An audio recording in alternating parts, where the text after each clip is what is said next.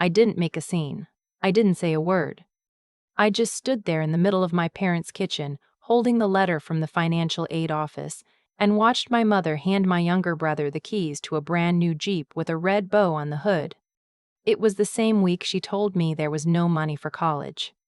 I need to back up, because if I just say my parents didn't pay for my education, it sounds like a complaint. Like I'm one of those people who expected everything handed to them and got upset when it wasn't.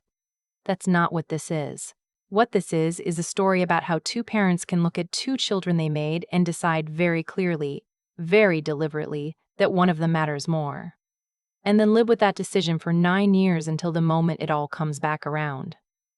My name doesn't matter as much as what happened. But for the sake of telling this right, call me by what I was in that house, the older one, the responsible one. The one who was told, from the time I was 13, that I needed to start thinking about how I was going to handle things on my own. My brother was told to enjoy his youth. We grew up in a mid-sized town in Ohio. Nothing remarkable about it. My dad worked in logistics management for a regional trucking company. My mom did bookkeeping part-time from home. We weren't rich, but we weren't poor. There was a vacation to Florida every other summer. There were 2 cars in the driveway. There were dinners on the table every night. There was also a rule in our house that I didn't fully understand until I was old enough to name it. My brother was the favorite, not in a subtle way.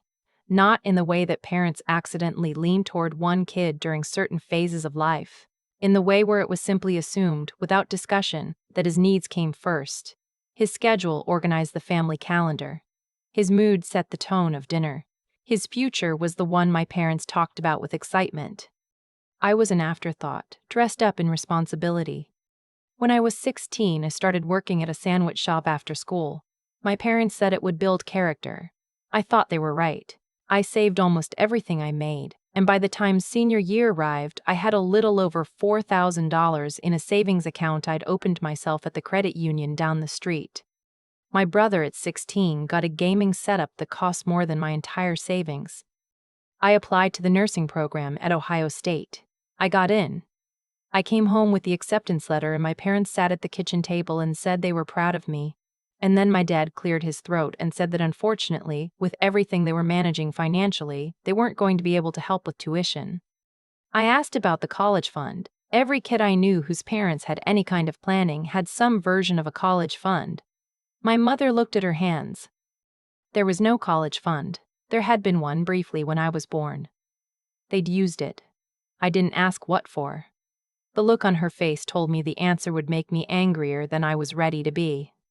I said okay. I said I'd figure it out. I went upstairs and sat on my bed and did not cry because I had already learned by then that crying in that house didn't accomplish anything. It just made my mother uncomfortable and my dad leave the room. 2 weeks later, my brother got the Jeep. It wasn't even his birthday. My mom said he'd been going through a tough time and needed something to lift his spirits. He was 17. His tough time was that a girl he liked had started dating someone else. I drove to Ohio State in a 2009 Honda Civic with a cracked dashboard and $200 in my checking account after paying the enrollment deposit.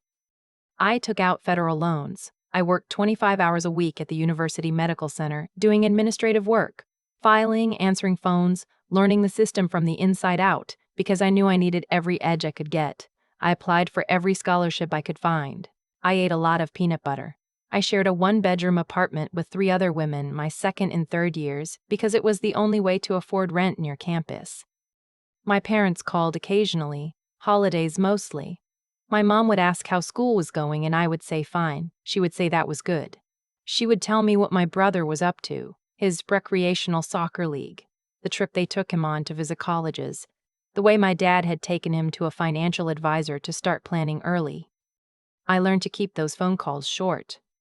There was one call during my 3rd year that I still think about. I had just finished a 16-hour stretch, 8 hours of class and clinical hours followed by 8 hours of my shift, and I was sitting on the bathroom floor of our apartment because my roommates were asleep, and I didn't want to wake them. My mom called to tell me my brother had decided not to go to college after all. He was going to take some time and figure out what he really wanted. My parents had paid for 2 college visits, an SAT tutor, and a semester of community college before he dropped it. I said that sounded nice. She didn't hear the edge in it, or she chose not to. I graduated with my BSN on a Saturday in May. My parents didn't come. My dad said the drive was too long, and my mom said they had something with my brother that weekend. I walked across that stage with my clinical supervisor cheering from the audience, a woman named Dr. Potter, Osei, who had taken me under her wing during my pediatric rotation and treated me with more consistent respect than my own family ever had. I took a photo with her after the ceremony. That's the photo that sits on my desk now. I got hired at a hospital in Columbus right away. Within 2 years, I was in a charge nurse role. Within 4, I was in hospital administration, specifically patient care coordination, which is a corner of healthcare most people don't think about until they're inside the system and suddenly desperate. I was good at it.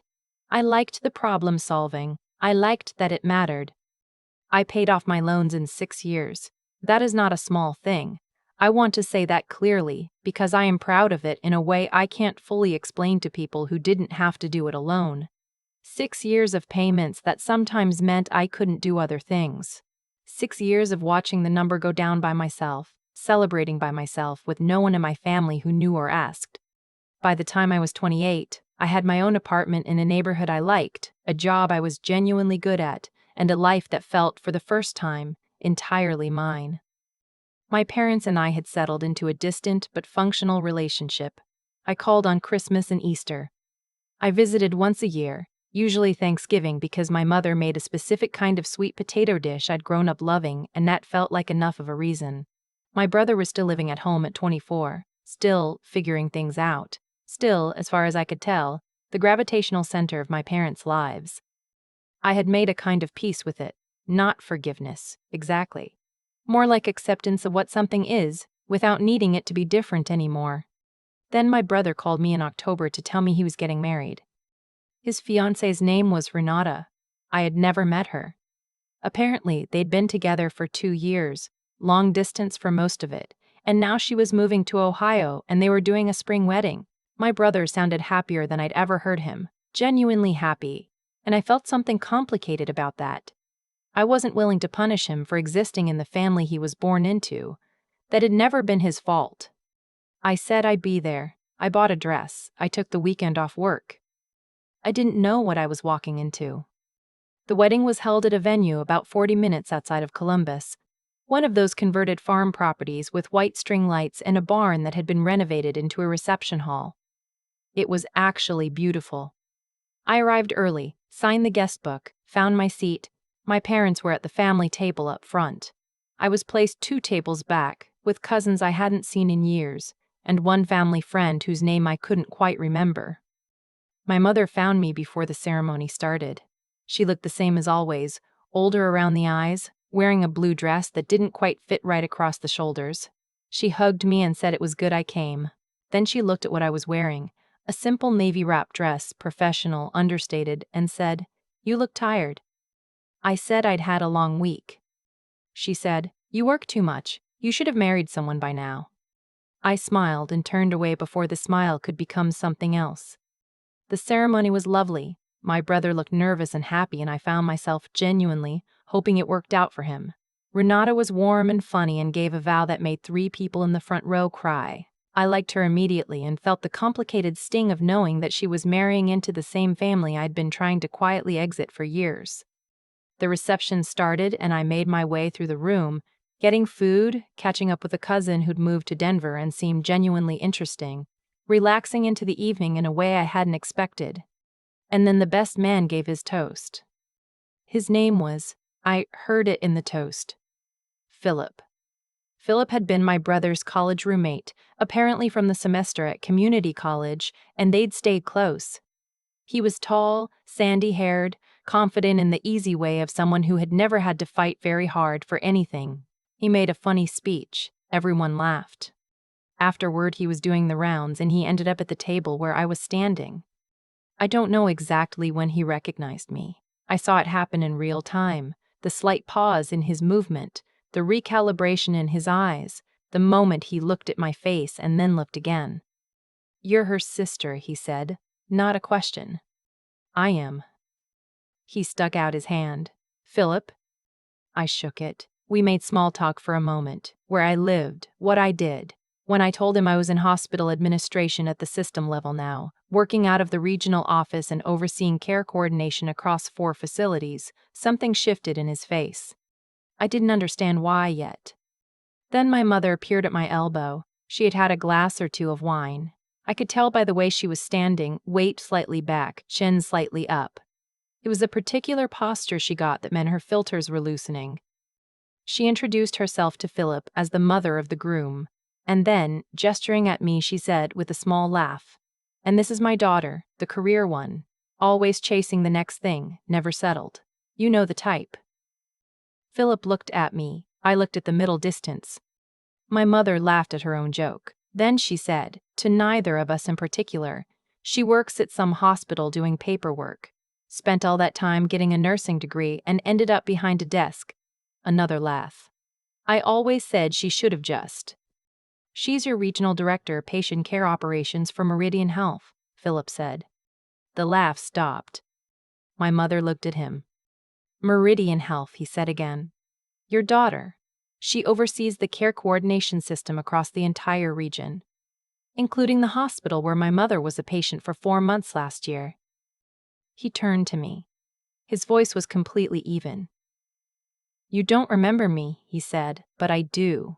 You're the one who personally reviewed my mother's case when she got lost in the transfer system between the rehab facility and the surgical floor. You're the one who caught the medication conflict that her attending had missed. You called my father directly at 11 o'clock at night to explain what was happening and what the plan was." He paused. "She's alive. That's not nothing." I did remember the case. Not him, but the case. A post-surgical transfer flag. A woman in her early 60s. A medication reconciliation issue that had slipped through 3 handoffs. I had caught it on a late-night review almost by accident. I said I was glad she was doing well. Philip said, "You should be proud of what you do." He said it to me, but he said it in the direction of my mother. The silence that followed was the loudest thing I had heard in years. My mother excused herself. She walked toward the bar and didn't look back. I watched her go and felt something I hadn't felt in a long time. Something that was not victory because it didn't feel triumphant, and not relief because I wasn't sure the wound was clean enough for that. It was more like the feeling of setting down something heavy that you've carried so long you forgot it was in your hands. Philip touched his glass to mine. "She's been doing really well," he said, meaning his mother. "Hiking again. Started a garden." I said that was genuinely wonderful to hear. My brother found me later in the evening near the end of the night, when the music had softened and the tables were getting messy with dessert plates and empty glasses. He sat down next to me and we were quiet for a moment together, comfortable in a way we hadn't been in years. He said, "I heard what happened with Mom." I said I wasn't sure anything happened. He was quiet for another moment. Then he said, "I know things weren't fair. I've known for a long time. I didn't know how to say it when we were kids, and by the time I was old enough to see it clearly, it felt too late to bring up." He looked at his hands. "I'm sorry. I don't think I've ever actually said that." I looked at my brother, 26 years old, freshly married, genuinely trying, and I thought about all the years I had spent being angry at the wrong person. He hadn't written the rules of that house. He'd just lived in them. I told him congratulations. I told him Renata was wonderful and he should take very good care of her. He laughed, a little watery around the edges, and said he planned to. I drove home that night on empty highways with the windows down. Ohio in late spring smells like cut grass and something that isn't quite rain but is thinking about it. I thought about the girl who had sat on the bathroom floor of a cramped apartment at 2 in the morning, exhausted and alone, telling herself she was fine. She was fine. She had been all along, building something real. I don't talk to my parents much more or less than I did before. My mother has never mentioned that evening. I don't expect her to. Some people are not built for the kind of self-reflection that changes anything, and expecting that from her now would be giving the situation more power than it deserves. What I know is this: I put myself through school. I paid off every dollar I borrowed. I built a career that has, in ways I couldn't have predicted, mattered to real people in real moments.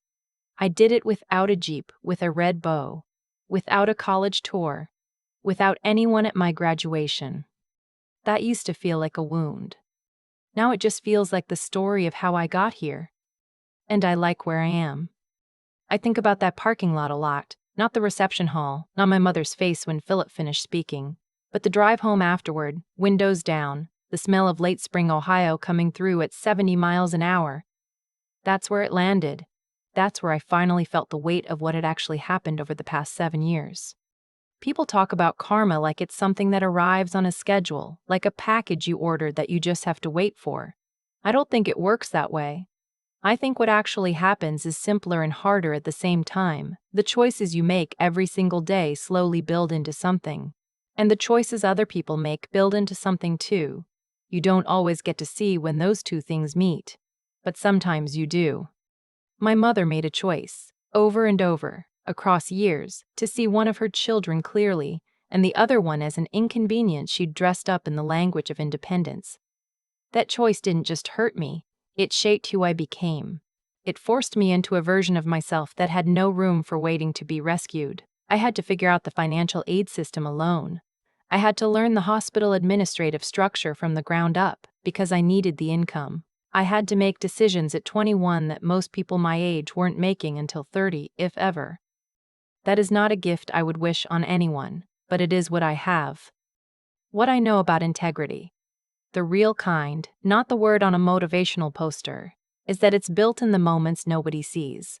It's the shift you show up for when you're running on 4 hours of sleep and no one is keeping score. It's the medication reconciliation flag you pull at 11 at night because something doesn't sit right and a patient you've never met deserves someone to check. I didn't do those things to build a reputation. I did them because I had long since decided that how I worked when no one was watching was the truest measure of what I actually was. And the intelligence I'm most proud of isn't the degree, though I'm proud of that too. It's the kind that came from having to think clearly under pressure, from having to understand systems that weren't designed to help me, from learning to read a room, a chart, a situation, and figure out what was actually needed rather than what looked good on paper. That's not something you get in a classroom. It's something you build by necessity. One hard year at a time. What kept me moving? And I mean this plainly, without drama, was the refusal to stop. Not optimism. Not a belief that things would work out. Just a decision, made quietly and renewed every morning, that I was not going to be defined by what I was denied. My brother got the Jeep. My mother got to feel generous. I got the harder road, and the harder road made me someone who could catch what 3 other people missed on a transfer form at 11 o'clock on a Tuesday. Philip's mother is hiking again. She started a garden. I think about that more than I think about my mother's face. That's enough for me.